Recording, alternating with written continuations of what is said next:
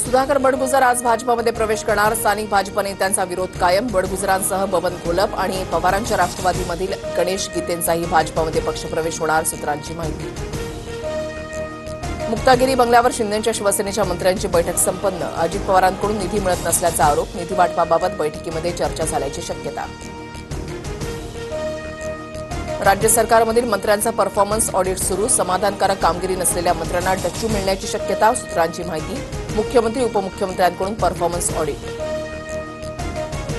अनंत अंबानींनी मुख्यमंत्री देवेंद्र फडणवीसांची वर्षा निवासस्थानी घेतली भेट. दोघांमध्ये 2.25 तास चर्चा. भेटीचे कारण मात्र गुलदस्त्या.